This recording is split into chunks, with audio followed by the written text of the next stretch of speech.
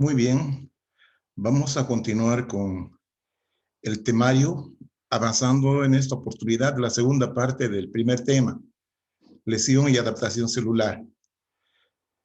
Vamos a hablar de apoptosis.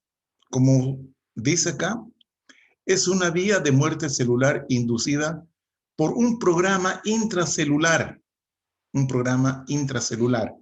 que activa enzimas degradativas que afectan al ADN y proteínas nucleares y citoplásmicas. Bueno, entonces es una forma de muerte celular. Se la llama también muerte celular programada. Aquí estamos viendo que se trata de una activación de enzimas degradativas que afectan principalmente ADN y proteínas tanto del núcleo como del citoplasma. Aquí también interviene en las proteínas que forman el citoesqueleto. Es importante tener en cuenta eso. La apoptosis se produce en las siguientes condiciones.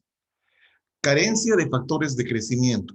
Los factores de crecimiento son proteínas que estimulan la duplicación de las células, por eso se llaman de crecimiento, ¿no? Porque gracias a estas, las células pueden dividirse y proliferar, ¿ya? Otra condición sería daño al ADN, puede ser por radiación, por afectación de alguna situación de mutaciones, infecciones por virus, etcétera, ¿no es cierto? Síntesis defectuosa de proteínas. Bueno, esto puede ocurrir cuando las proteínas no son de buena calidad. Entonces, esas células que no están fabricando proteínas de buena calidad son detectadas inmediatamente y entonces esas células tienen que ser eliminadas mediante la apoptosis. Bien, es importante también que para iniciar este proceso de muerte celular, participan la familia de receptores de este factor de crecimiento. Se llama factor de necrosis tumoral. Entonces empieza siendo activada esta proteína, ¿no es cierto? Y bueno, para que mueran las células infectadas o afectadas, es importante la participación de los linfocitos T citotóxicos. Bien. En la apoptosis existen dos vías.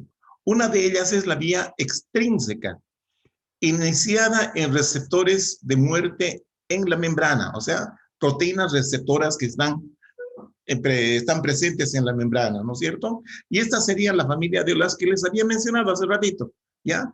Receptores del factor de necrosis tumoral, que es un factor de crecimiento, que se relaciona con las proteínas FAS. Estas proteínas FAS también participan en la activación de la apoptosis.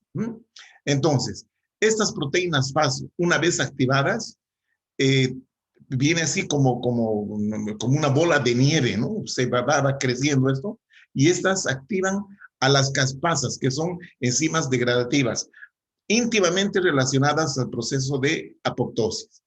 Bien.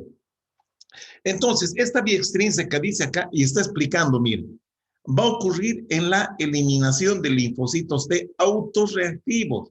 ¿Qué significa eso? Significa que nuestro sistema inmunitario convive con nuestro sistema, conviven, se llevan bien, no hay un problema, digamos, de choque ni nada por el estilo. Tiene que haber una convivencia pacífica entre nuestros tejidos y nuestro sistema inmunológico. A eso se llama tolerancia inmunológica. Pero resulta que suele haber linfocitos T que reaccionan contra nuestros tejidos, atacan a nuestros propios tejidos y eso no está bien. Entonces, eso, como son autorreactivos, tienen que ser eliminados, ¿sí? Tienen que ser totalmente eliminados para que no se produzcan esas enfermedades que se llaman autoinmunitarias.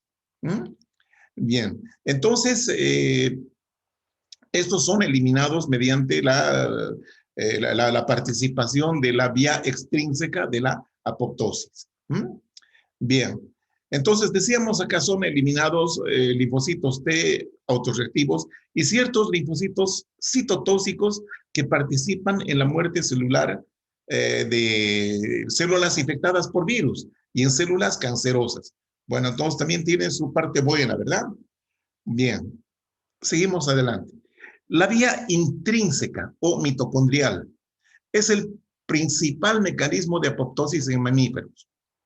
Hay aumento de la permeabilidad de la membrana externa de la mitocondria y salida de moléculas proapoptóticas, o sea que favorecen la apoptosis. En este caso señala acá al citocromo C, ¿ya? Entonces, esta salida de moléculas proapoptóticas al citoplasma. En el citoplasma ya harán su, digamos, ya desencadenarán, ¿no es cierto?, una serie de sucesos que finalmente terminan en la muerte celular de tipo apoptótica. Las proteínas proapoptóticas son controladas por la familia de las proteínas BCL2. ¿Sí? Estas son un gen. Están en nuestro genoma. ¿Ya? Entonces, estas son las que controlan la participación de estas proteínas proapoptóticas. Vamos a ver enseguida.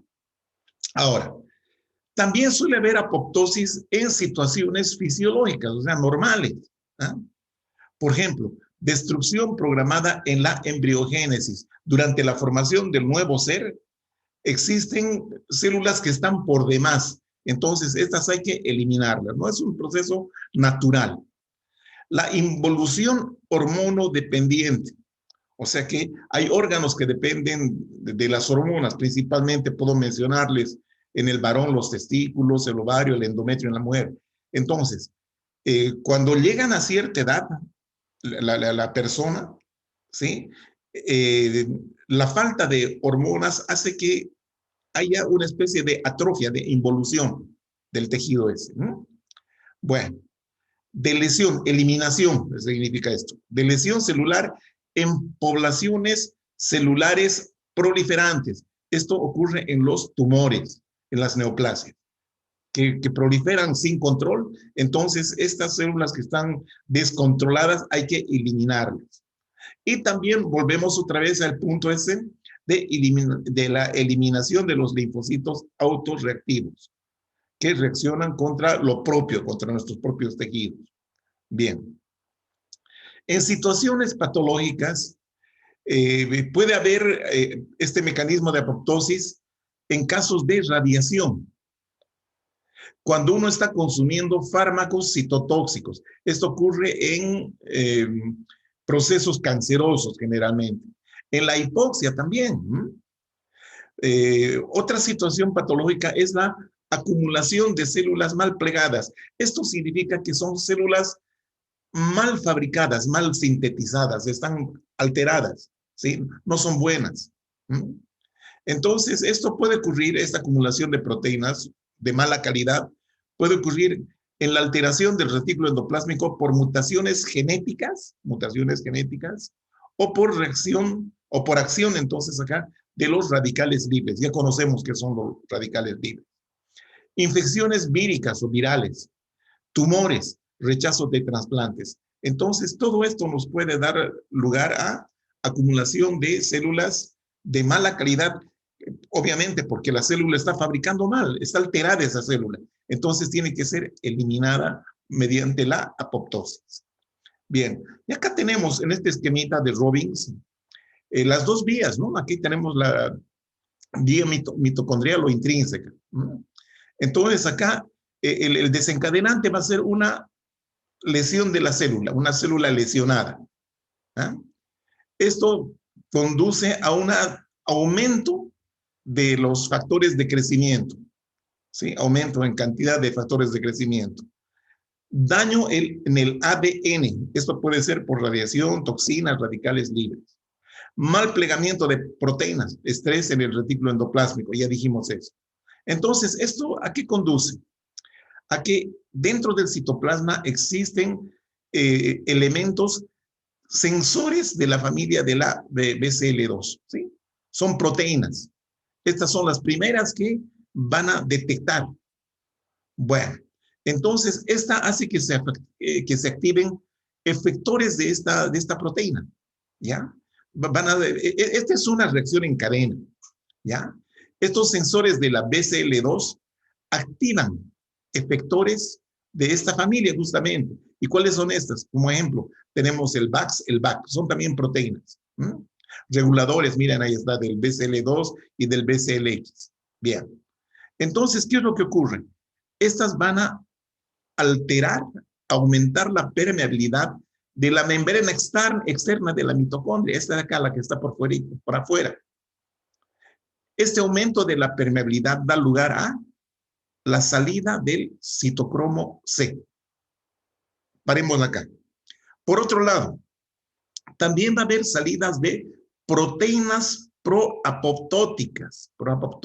Bien, pero vamos por partes. ¿Qué pasa con el citocromo C? Activa a estas caspasas que están en reposo en este momento. Las caspasas son enzimas. Las llamamos a estas caspasas iniciadoras.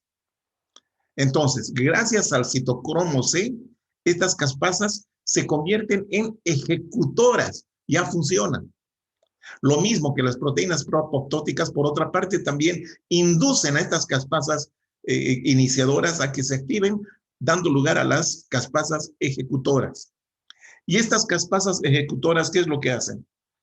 Activación de las endonucleases que van a producir fragmentación del ADN. Van a producir degradación del citoesqueleto, de las proteínas del citoesqueleto. ¿Sí? Entonces, esto va a dar lugar a la fragmentación de la célula.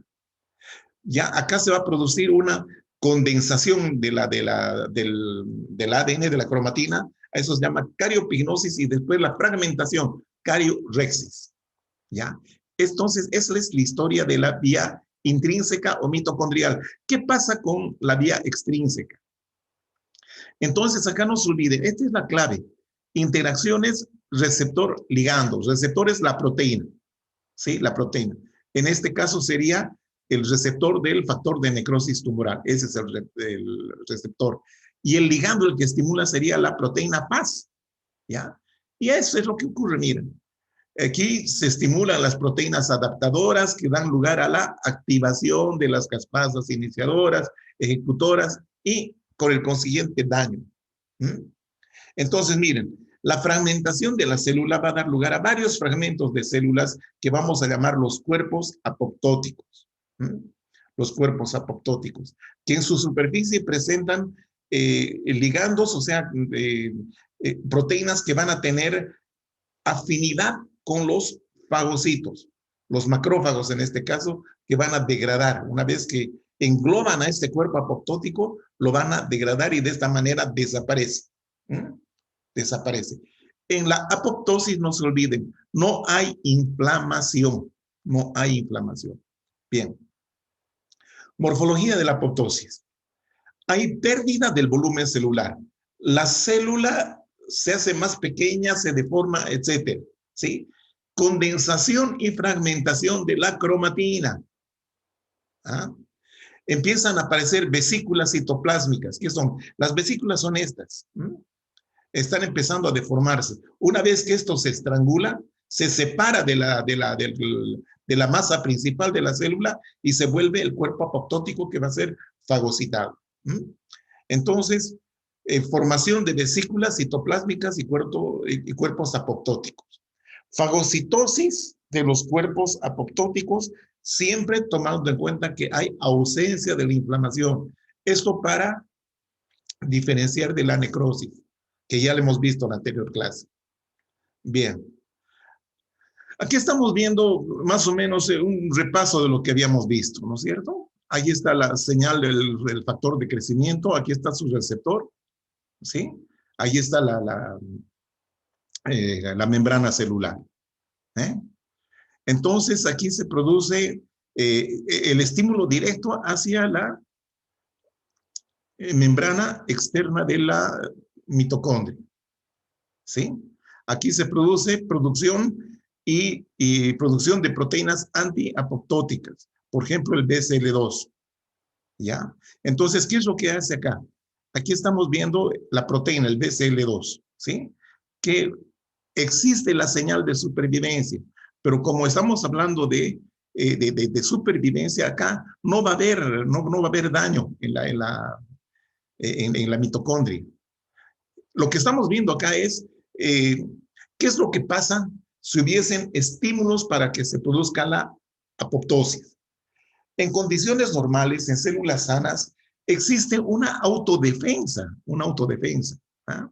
Ahí estamos viendo señales de supervivencia. Entonces, lo que ocurre acá es que esta membrana se hace impermeable a la salida del citocromo C. El citocromo C, ustedes han visto que es el elemento importante para que se desencadene el proceso de apoptosis.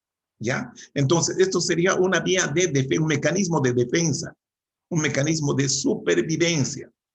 Ahora, ¿qué es lo que ocurre cuando no hay estos factores de supervivencia? ¿Ya? No hay, el factor está nulo por alguna razón, porque la célula está enferma, obviamente. Pero y además hay daño a la célula. Por ejemplo, aquí estamos viendo la radiación que afecta directamente al ADN. Entonces aquí se activan las proteínas de las proteínas sensores. ¿Ya? Principalmente, aquí estamos viendo el BH3. ¿Ya? Que antagoniza con el BCL2, que sería protectora en todo caso. Entonces, ¿qué es lo que pasa? Como hay antagonismo con el BCL2, estas vencen, ganan. ¿Y qué es lo que va a ocurrir? Va a ocurrir que hay aumento de la permeabilidad. Ahora sí que hay permeabilidad abierta, ¿sí? Ahí están estas proteínas BCL2, se abren y permiten la salida del citocromo C. ¿Ah? Y este citocromo C va a activar a estas otras proteínas proapoptóticas que son el VAX y el VAC. ¿Ah? Ya entonces, esta liberación del citocromo y otras proteínas activan la cadena de las caspasas y finalmente vamos a llegar a la apoptosis. Para entender este cuadrito es necesario que ustedes repasen el anterior, este de acá. Lo van a entender. Está bastante didáctico. ¿Ya? Bueno, seguimos. Otras variantes de la apoptosis. Una variante sería la necroapoptosis. Miren, anecrosis y apoptosis. Parece que se juntaran, ¿no es cierto? Es una forma de muerte celular semejante a la necrosis. Se inicia de manera similar a la forma extrínseca, miren ustedes. Pero aquí no hay activación de caspasas, no hay. Entonces, acá lo que ocurre fisiológicamente, ocurre en la formación de la placa epifisiaria, en el crecimiento de los huesos largos. Fisiológicamente ocurre en la formación de la placa epifisiaria. Qué interesante. Patológicamente ocurre en la esteatohepatitis, inflamación del hígado. También en la pancreatitis aguda, lesiones por red perfusión, esto en el caso cuando ha habido un taponamiento de un vaso y luego ese tapón se ha disuelto y hay reperfusión. Entonces puede haber este proceso de necroapoptosis. Y lesiones neurodegenerativas, ¿cuál es el caso del Parkinson? ¿Sí? Entonces ocurre en forma patológica en estas condiciones. ¿Ya? En forma fisiológica ocurre en la formación de la placa epifisiaria durante el crecimiento de los huesos largos. Bien. La otra es la piroapoptosis, otra forma. Forma de muerte celular programada, ¿sí? Acompañada de fiebre. Acá porque se produce una sustancia que es la interleucina 1, ya que estimula la formación de fiebre. Este proceso se realiza en células infectadas por microbios. Existe activación de las caspasas. Aquí miren en la piroapoptosis hay activación de las caspasas que llevan a la muerte celular. O sea que en realidad, como es una infección microbiana, hay un componente inflamatorio. Pero también el cuadro mismo o el patrón, digamos, de muerte va a ser tipo apoptótico. ¿Ya? Pero acá no se olviden la producción de interleucina 1, que es la que da lugar a que se produzca fiebre. Bien. Entonces, acá tenemos una comparación nuevamente entre la necrosis y la apoptosis. Hemos visto, aquí está la célula normal que puede ser pasible a una lesión reversible, que existe una serie de cambios en la célula, como por ejemplo formas de formación de figuras de mielina, edema del retículo endoplásmico, también de las mitocondrias, formación de vesículas, ¿por qué no? Pero esta puede recuperarse, ¿no es cierto? Por eso le llamamos lesión reversible. Ahora, si el daño persiste, entonces entramos en un cuadro, digamos, que es la lesión irreversible, que se traduce en la necrosis. Hay rotura, la membrana aumenta, hay activación de los sistemas enzimáticos intracelulares, bueno, que nos lleva a la muerte celular con inflamación, miren acá. En la apoptosis, la célula normal que ha sido, ya digamos, ha sido estimulada por una situación fisiológica o patológica, cualquiera que sea, entonces esta activa cualquiera de sus dos vías, dando lugar a la condensación de la cromatina, ¿ya? Lo que llama la pignosis, cariopignosis. Vesículas, formación de vesículas, formación de cuerpos apoptóticos, destrucción de la cromatina. La cromatina se degrada, se fragmenta, ¿no? Y aquí están participando los fagocitos, fagocitando, comiendo, ¿sí? A los cuerpos apoptóticos, que son restos de la célula que ha sido eliminada, ¿no? Acá no hay inflamación, no hay inflamación. Bien. Durante la lesión celular suelen ocurrir acumulaciones intracelulares dentro de la célula. En este proceso, ¿no?, de lucha de la célula que está siendo, digamos, alterada por alguna situación lesiva, ¿no? Entonces, estas acumulaciones pueden ser proteínas, lípidos o carbohidratos. ¿Ya? Entonces, ¿qué es lo que ocurre? ¿Por qué se acumula? Porque puede haber una eliminación inadecuada de una sustancia normal. Muchas células sintetizan proteínas para el uso del sistema, ¿no es cierto?, de la economía. Sí, sintetizan. O sintetizan lípidos o sintetizan carbohidratos. Cualquiera, no hay problema. O las tres también, ¿ya? Pero aquí puede ocurrir una situación que no hay una eliminación adecuada de estas sustancias, que son sustancias normales. Entonces, esto da lugar a la acumulación. Ahora, puede haber también acumulación de sustancias endógenas anómalas, como ser pigmentos, ¿no es cierto? El pigmento de la melanina, de la hemosiderina, en fin, ¿no?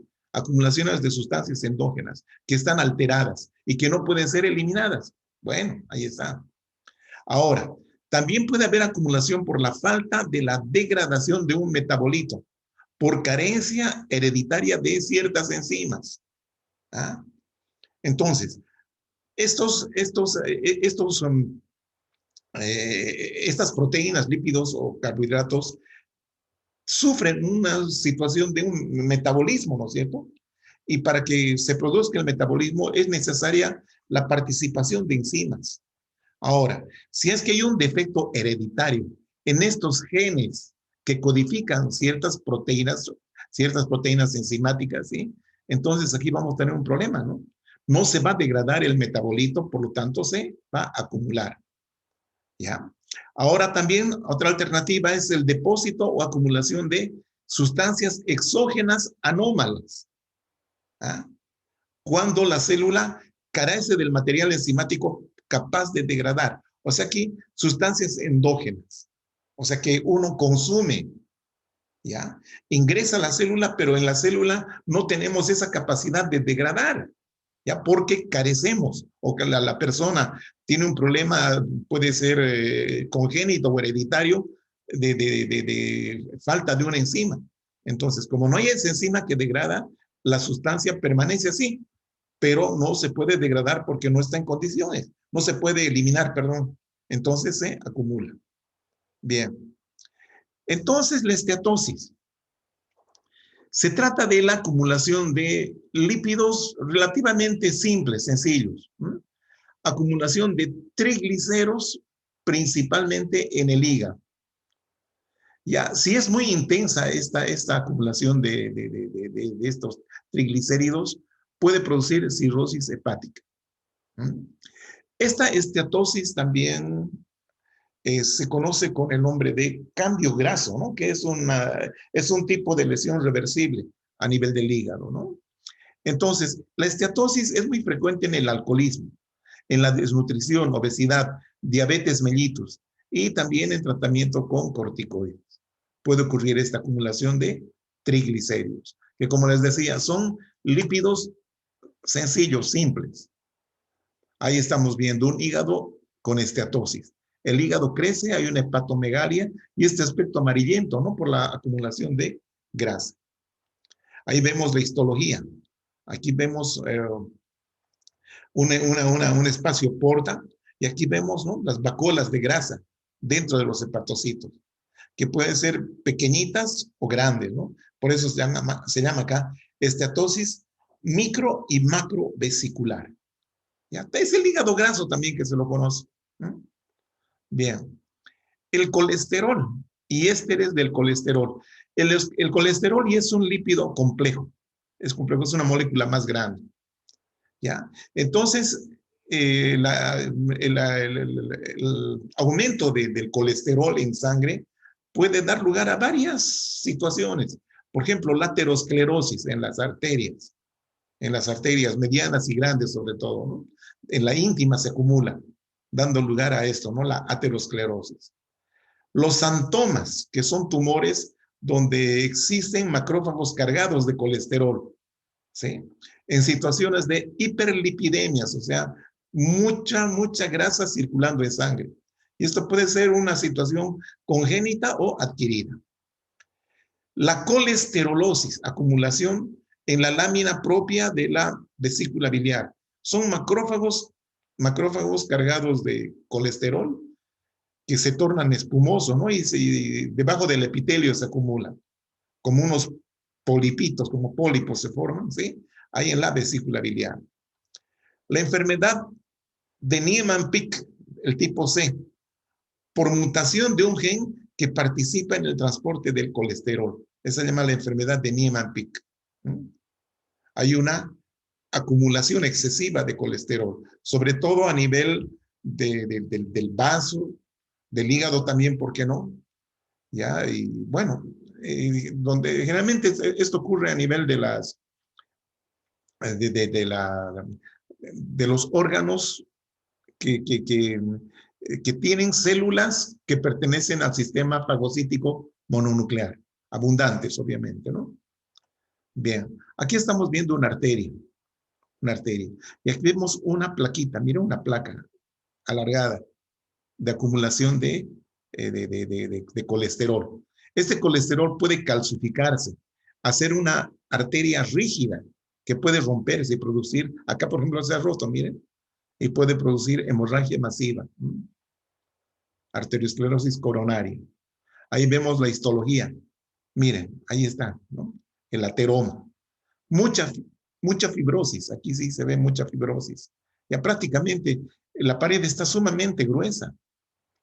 Y la luz, ¿cómo está reducida? Miren ustedes. Entonces, esto es bastante peligroso porque puede dar lugar a coagulación acá, ¿no? A coágulos, lo que se llama la trombosis, ¿no? Ya, ahí estamos viendo una vesícula biliar que está abierta, obviamente. Estamos viendo su mucosa. Y estos polipitos, vean ustedes, estos son los polipitos. ¿Eh? Son acumulaciones de macrófagos cargados de colesterol debajo del epitelio. Ahí estamos viendo, miren, ahí está el epitelio, aquí está un poquito exfaselado, llamémosle así, pero aquí se ve, mira el epitelio cilíndrico simple, aquí otra glandulita, y aquí están, miren, estas células espumosas de citoplasmas amplios. Ahí también se ve, miren, estos son macrófagos cargados de colesterol, colesterolosis, en vesícula biliar es esto. Lípidos complejos, por ejemplo, la enfermedad de Gaucher, esfingomielina se llama eh, otro lípido complejo. También en los macrófagos, en el sistema en el fagocítico mononuclear, en las células del sistema fagocítico mononuclear. Es en estos macrófagos donde se acumulan. Miren, parece papel arrugado, ¿no? Enfermedad de Gaucher. Acumulación de proteínas. Acá podemos ver, miren, este riñón. Aquí estamos viendo, ¿sí? Ahí están. Sí, son células claras porque hay proteínas acá. Este es con otra tinción para demostrarle las proteínas acumuladas. Es lo mismo, túbulos proximales son estos en el riñón. Entonces, dice acá, reabsorción de proteínas en los túbulos renales, dice aquí. Cuando hay un mal filtrado glomerular de proteínas, los túbulos proximales se absorben más cantidad de proteínas, ¿ya? Y estas se van a acumular, obviamente, en los túbulos proximales, ¿no? Acumulación de proteínas. Causas de acumulación de proteínas. Producción excesiva de proteínas. La síntesis de proteínas es mucho mayor a la velocidad de metabolización de las mismas. Ejemplo, producción de inmunoglobulinas por las células plasmáticas, en las que aparecen los cuerpos de Russell o de Russell. Esto en las células plasmáticas o plasmocitos. Ahí estamos viendo, miren, los plasmocitos. Estos son plasmocitos normales. Estos no. Han acumulado excesiva cantidad de proteínas. Inmunoglobulinas. Cuerpos de Russell. ¿Ya? En la hepatitis alcohólica hay acumulación de proteína anómala. ¿Ya? Esto por el alcoholismo, ¿sí? Hay una alteración del metabolismo y estas manchitas que ustedes ven, que es una proteína mal producida, mal sintetizada, da lugar a estas acumulaciones, ¿no? Que se llaman los cuerpos de Mallory. Cuerpos de Mallory. Características del alcoholismo, ¿no? Se ven los hepatocitos. Cambio hialino. Alteración que se produce en células y el espacio extracelular con aspecto rosado y vítreo, se parece al vidrio esmerilado, ¿no? El cambio hialino o cambio hidrópico, ¿no? Es también una lesión reversible. Esta alteración puede deberse a la acumulación de proteínas intra y extracelularmente. Se considera como un término descriptivo en histología. Bueno, cambio hialino es por el aspecto que tiene el citoplasma y también el espacio extracelular. Otras acumulaciones celulares, el glucógeno, por falta de proteínas que van a metabolizar el glucógeno. Aquí estamos viendo células musculares cardíacas, miocitos cardíacos. Aquí están los acúmulos de glucógeno. Miren.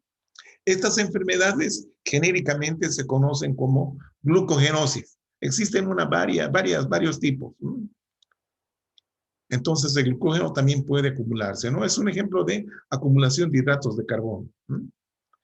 Pigmentos endógenos, la lipofucsina. Aquí estamos viendo, mire, de un color café oscuro. Es el pigmento de desgaste. Este es tejido muscular, miocardio, así es. Ahí se ven, ¿no es cierto? Esto ya ocurre en personas mayores. También ocurre esto en las células nerviosas. Se puede acumular la lipofucsina, pigmento de desgaste, ¿no? Hemosiderina, ahí estamos viendo, miren, estos granitos que pueden ser bastante grandes o pequeñitos, miren, ahí están. En estas células hepáticas estamos viendo. También pueden verse en cualquier otro tejido u órgano, ¿no? La hemosiderina es el producto, digamos, de hemorragias, ¿no? De las hemorragias. O cuando hay hemólisis, destrucción de los glóbulos rojos. ¿Ya? La melanina. Aquí estamos viendo un colon abierto y vemos que la mucosa tiene este color negro, ¿no? Bueno, es una condición que se llama la melanosis coli, la pigmentación negra de la mucosa colónica. ¿Ya? Aquí estamos viendo, miren, el pigmento, ahí está. Este es mucosa intestinal, ahí está el pigmento, miren, de color café, la melanina. Hablemos ahora de calcificación. Es la consecuencia de una combinación de afectaciones acumuladas. Aquí participa mucho la acumulación de radicales libres. Es importante como un factor para que se produzca calcificación. Bueno, entonces, ¿qué es lo que da lugar a estos radicales libres, ¿no es cierto? Reducción de la capacidad replicativa, o sea, se reduce la capacidad de proliferar, las células no se duplican. Menor reparación del ADN dañado. Homeostasis proteínica defectuosa, o sea, hay alteración en la síntesis de proteínas. Esto a consecuencia de la presencia de radicales libres que se han acumulado. Bueno, entonces, ¿a qué nos lleva todo esto? A una lesión o muerte celular. Como habíamos visto que cuando hay muerte celular, daño irreversible, hay ingreso del calcio, ya sea del espacio extracelular o bien de los sitios donde normalmente se almacena el calcio intracelular, vale decir, retículo endoplásmico liso en las células, también en los gránulos mitocondriales, ¿no? De las mitocondrias. Entonces, estas salen, ¿sí? Estas sales de calcio salen. ¿Y qué es lo que hacen? Activar los sistemas enzimáticos. Pero aparte de activar los sistemas enzimáticos, este calcio puede acumularse, dando lugar a la calcificación patológica. Calcificación patológica. Existen dos tipos de calcificación patológica, la distrófica y la metastásica. Esta es la más común, la distrófica. Se produce en tejidos muertos, necrosis. Aquí la calcemia, o sea, los valores de calcio circulante puede estar normal, dice acá. Esa es la distrófica. Se produce en tejidos muertos. La metastásica ocurre en tejidos vivos y siempre está asociada a la hipercalcemia, aumento del calcio circulante. Entonces, este calcio circulante se deposita en tejidos vivos. Eso se llama calcificación metastásica. Aquí estamos viendo ejemplos de calcificación distrófica, por ejemplo, en esta arteria, miren, la media, acumulación de calcio. Y el calcio se lo ve así de este aspecto oscuro, bastante basófilo. Acá también se puede ver. Se puede ver. Calcificación distrófica. Aquí estamos viendo en las válvulas. Acá seguramente ha habido previamente un proceso de acumulación de colesterol en las valvas. Ha habido necrosis ahí y luego calcificación. Ahí estamos viendo, ¿sí? Estos acúmulos de calcio. Distrófica. Metastásica, esto es pulmón. ¿Ya? Esto es en tejidos vivos. Aquí se acumula en tejidos vivos. Ahí estamos mostrando, ¿no? Calcificación metastásica en tejidos vivos por hipercalcemia. Bueno. Adaptaciones del crecimiento y la diferenciación celular. Son cambios reversibles en tamaño, número, actividad metabólica o funciones de la célula. Cambios reversibles. Entonces, ¿cuáles son estas adaptaciones? ¿Cuáles son estos cambios? Está la hipertrofia, la hiperplasia fisiológica y patológica, la atrofia y la metaplasia. Vamos viendo cada una de estas. La atrofia. Este es un ejemplo de un testículo normal. Ahí está. Ahí está la glándula testicular y aquí está el epididio. Y esta es la contraparte, un testículo atrófico de una persona mayor, ya con una insuficiencia hormonal seguramente, ¿no? Para comparar el tamaño o el volumen. Aquí estamos viendo, por ejemplo, un miocito, ¿no? Un miocito cardíaco normal. Aquí está el miocardio normal. Aquí vemos la hipertrofia. Este es un ejemplo de hipertrofia. ¿Qué es la hipertrofia? Es el aumento del volumen celular, ¿ya? En aquellas células que tienen poca capacidad replicativa. Vale decir, aquellas que no muy frecuentemente se dividen. En las células, por ejemplo, las que llaman en células perennes, que se llaman, ¿no? Como ser las células nerviosas y en este caso las células del músculo cardíaco, ¿no? Entonces, ante una sobredemanda de trabajo, estas células agrandan, ¿no es cierto?, para adaptarse, para adaptarse. Midorcito adaptado, dice acá. Aquí ha ocurrido una hipertrofia. Ahora, comparen la masa muscular de este músculo hipertrofiado con este normal. Bueno, y aquí estamos viendo una situación de muerte celular por un infarto, miren acá, ya por falta de aporte sanguíneo. Ahí está. Entonces, miren a la célula. Muere. Bueno, aquí al principio suelen haber cambios reversibles, pero si la situación de la lesión continúa, bueno, fatalmente va a llegar a la muerte, ¿no? Y ahí estamos viendo en el caso, ¿no? De un taponamiento seguramente de una coronaria que dio lugar a la muerte de este sector de músculo. ¿Mm? Ahí vemos otra vez la hipertrofia, miren, la masa muscular. ¿Mm? Bien, la hiperplasia. La hiperplasia se lleva a cabo en aquellas células que sí tienen una buena capacidad replicativa. Vale decir el caso de las células glandulares, células epiteliales.